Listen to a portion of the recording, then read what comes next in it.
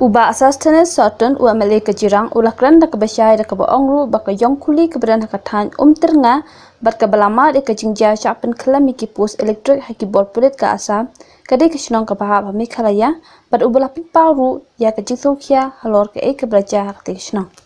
Honorable Chief Minister of Assam, Honorable Chief Minister of Meghalaya, nakabanta bakin find out a solution hakabide baki nika dispute. Nika ay kabang asubat penpau la idon lang kini press media nika por kay bang asubat penpau ba kay yongkulihi kamdon hakal list jong dispute. Te ni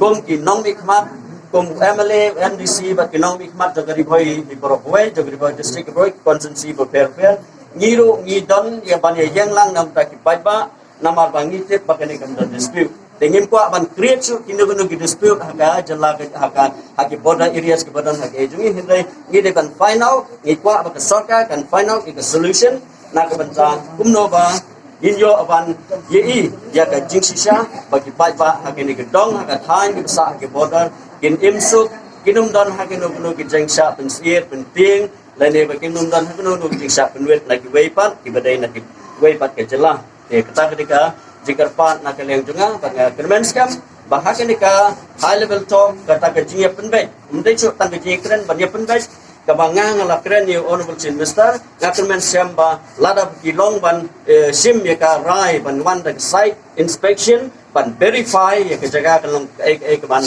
pen kemen ba pen scam sendon ya ka ke ba mangingi don bangin tip isan mangikwa ba kata